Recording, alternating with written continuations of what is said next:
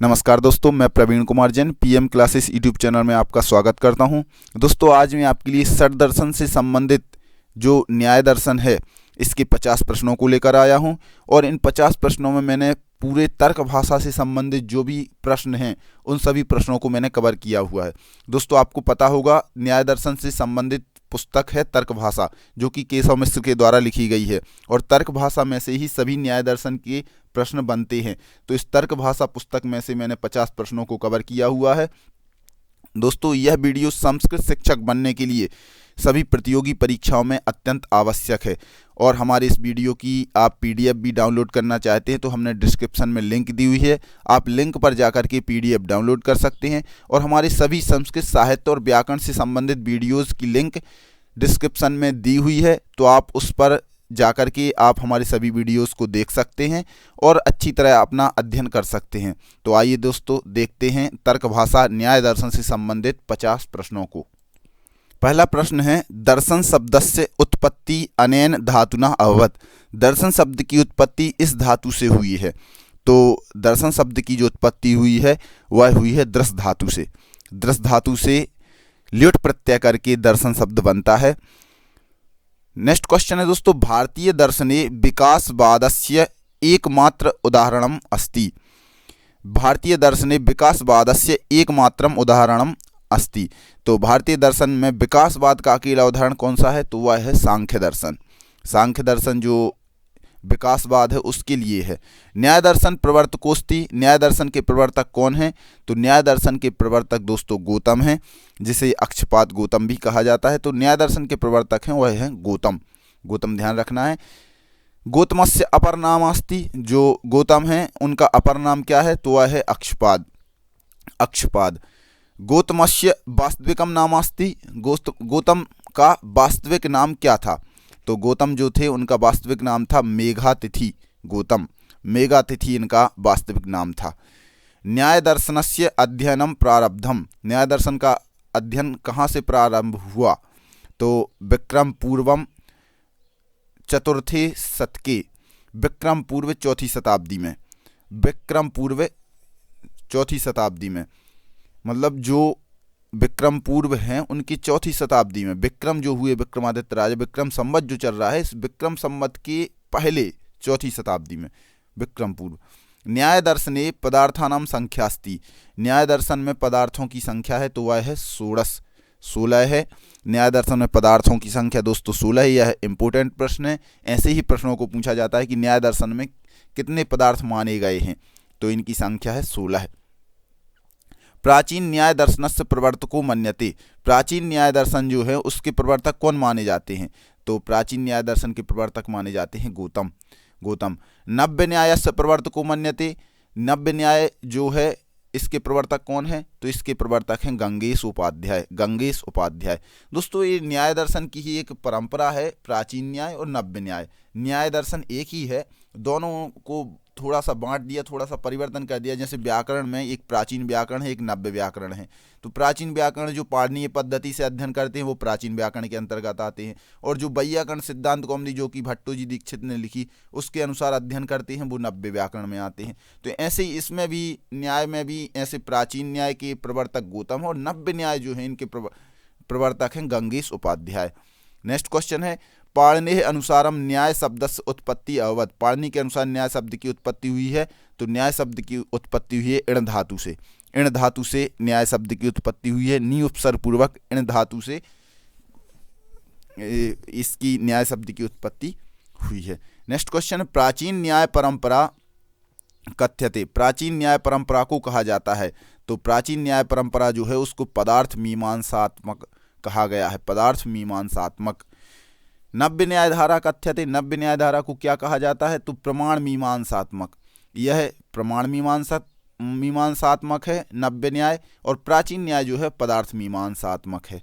Next question है दोस्तों, न्याय दर्शने अध्यायाः सन्ति। न्याय दर्शन में कितने अध्याय हैं? तो न्याय दर्शन जो है उसमें 5 अध्याय हैं। न्याय सूत्रस्य प्रत्येकम अस्मिन् अध्याये। न्याय सूत्रस्य प्रत्येकस्मिन् अध्याये अन्यिकाः सन्ति। न्याय सूत्र यह जो कि गौतम के द्वारा लिखा गया है, ऋषि महर्षि गौतम जो हुए हैं उनके द्वारा लिखा गया है न्याय सूत्र। और न्याय सूत्र के प्रत्येक अध्याय में आन्यक हैं, तो न्याय सूत्र के प्रत्येक अध्याय में 2 आन्यक हैं।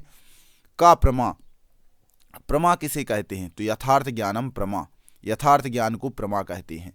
प्रमा मतलब होता है ज्ञान या प्रमाण, तो प्रमा किसे कहते हैं? यथार्थ ज्ञान को, यथार्थ ज्ञान को। अप्रमा वर्तते, अप्रमा क्या है? अयथार्थ ज्ञानम, अयथार्थ ज्ञान को, सही ज्ञान ना होना, उसको अप्रमा कहते हैं।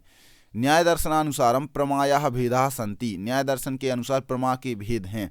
तो न्याय दर्शन के अनुसार प्रमा के भेद हैं 3 प्रकार की प्रमा होती है। न्याय शास्त्रानुसारम प्रमाणानि कति, न्याय शास्त्र के अनुसार प्रमाण कितने हैं, अर्थात कितने प्रमाण स्वीकार करता है न्याय दर्शन। तो न्याय दर्शन 4 प्रमाणों को मानता है, जिसमें आ जाते हैं प्रत्यक्ष, अनुमान, उपमान और शब्द। इस प्रकार ये 4 प्रमाण यह न्याय शास्त्र मानता है। आन्वीक्षिकी इत्यस्य अर्थोस्ति, आन्वीक्षिकी इसका अर्थ क्या है? तो इसका अर्थ है पुनः दर्शनम, पुनः देखना, बार बार देखना, ये आन्वीक्षिकी कहलाती है।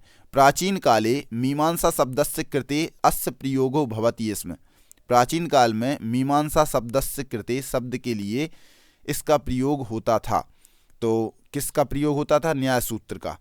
प्राचीन काल में मीमांसा शब्द के लिए न्याय सूत्र का प्रयोग होता था। न्याय विद्यायाः कृते अस्य शब्दस्य प्रयोगो अभवत्, न्याय विद्या के लिए इस शब्द का प्रयोग हुआ। तो किस शब्द का प्रयोग हुआ है? तर्कशास्त्रस्य, तर्कशास्त्र का, तर्कशास्त्रस्य। न्याय सूत्राणाम भाष्यकारोस्ति, न्याय सूत्र के भाष्यकार हैं तो वह हैं वात्सायन, न्याय सूत्र के भाष्यकार जो हैं वह है वात्सायन। वात्सायनस्य समयो मन्यते, वात्सायन का समय माना जाता है, तो वात्सायन का समय माना जाता है 300 ईस्वी प्रायशः, 300 ईस्वी प्रायः। न्याय दर्शनानुसारम कारणकारी सिद्धांता कथ्यते, न्याय दर्शन के अनुसार कारणकारी सिद्धांत कहलाता है। तो न्याय दर्शन के अनुसार कारणकारी सिद्धांत कहलाता है असत्कार्यवाद, असत्कार्यवाद कारणकारी सिद्धांत के अंतर्गत आता है। यह बहुत ही इंपॉर्टेंट प्रश्न है, कारणकारी सिद्धांत को क्या कहते हैं? असत्कार्यवाद। नेक्स्ट क्वेश्चन है न्याय दर्शने अनुमानस्य अंगानि सन्ति, न्याय दर्शन में अनुमान के कितने अंग माने गए हैं? तो अनुमान के 5 अंग माने गए हैं, 5 अंग।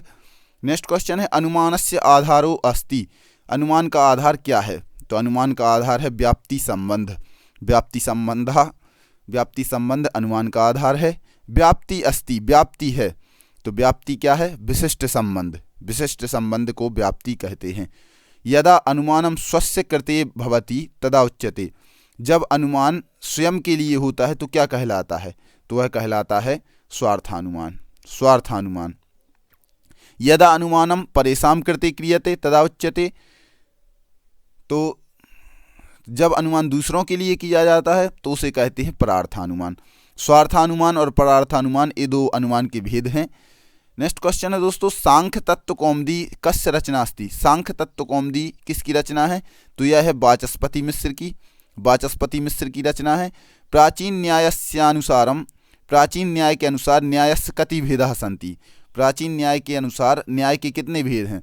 तो न्याय के 3 भेद हैं। नव्य न्यायानुसारम अनुमानस्य भेदाः सन्ति, नव्य न्याय के अनुसार अनुमान के कितने भेद हैं?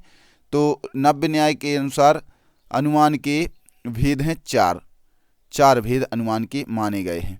नेक्स्ट क्वेश्चन है अनुमाने उत्पन्नो वास्तविको दोषोस्ति, अनुमान में उत्पन्न वास्तविक दोष क्या है, या अनुमान में उत्पन्न होने वाला वास्तविक दोष है? तो उसे कहते हैं हेत्वाभास, हेत्वाभास। हेत्वाभासस्य कति भेदाः सन्ति, हेत्वाभास के कितने भेद हैं? तो हेत्वाभास के 5 भेद हैं, असिद्ध, विरुद्ध, ऐसे कुछ करके 5 भेद हैं दोस्तों। न्याय दर्शने अन्यथा ख्यातिवादस्य अपरम नाम अस्ति, न्याय दर्शन में अन्यथा ख्यातिवाद का दूसरा नाम है, तो विपरीत ख्यातिवाद है, विपरीत ख्यातिवाद। नेक्स्ट क्वेश्चन है संदेहस्य आधारो भवति, संदेह का आधार होता है तो वह होता है पूर्वानुभव, पूर्वानुभवः। नेक्स्ट क्वेश्चन है संदेहाय वास्तविक रूपम ददाति, संदेह के लिए वास्तविक रूप देता है तो वह देता है मन। भ्रम को वास्तविक रूप देता है मन, भ्रम को वास्तविक रूप मन देता है। नेक्स्ट क्वेश्चन है न्यायः ईश्वरम कथितवान, न्याय ने ईश्वर को कहा है, न्याय दर्शन ईश्वर को क्या कहा है? परमात्मा। न्याय दर्शन जो है ईश्वर को परमात्मा के रूप में मानता है। तर्क कौमुद्याः रचनाकारः कः? तर्क कौमुदी के रचनाकार कौन है? तो वह हैं लौगाक्षी भास्कर। लौगाक्षी भास्कर जो कि तर्क कौमुदी के रचनाकार हैं और यह न्याय दर्शन से संबंधित ग्रंथ है। न्याय सूत्रेषु कस्य खंडनम क्रियते? न्याय सूत्रों में किसका खंडन किया गया है? तो शून्यवाद का खंडन किया गया है। शून्यवाद का खंडन न्याय सूत्र जो कि गौतम के द्वारा लिखित है, उन्होंने इस शून्यवाद का खंडन किया है। न्याय दर्शनस्य मुख्य विषयोस्ति। न्याय दर्शन का मुख्य विषय क्या है? तो न्याय दर्शन का मुख्य विषय है प्रमाणादि तत्वानां विवेचनम। प्रमाण इत्यादि तत्वों का विवेचन। ज्ञानस्य सत्यतायाः ज्ञानम भवति। ज्ञान की सत्यता ज्ञात होती है, वह होती है अनुमानेन, अनुमान से। कुसुमांजलि नामक ग्रंथस्य रचनाकारः कः? कुसुमांजलि नामक जो ग्रंथ है उसके रचनाकार उदयन हैं। उदयन। नव्य न्यायस्य प्रामाणिक ग्रंथोस्ति। नव्य न्याय का प्रामाणिक ग्रंथ क्या है? तो नव्य न्याय का प्रामाणिक ग्रंथ है तर्कभाषा। नव्य न्याय जो है इसका प्रामाणिक ग्रंथ तर्कभाषा है। न्याय दर्शनस्य प्रथमः पदार्थः। न्याय दर्शन का प्रथम पदार्थ है प्रमाणम, प्रमाण।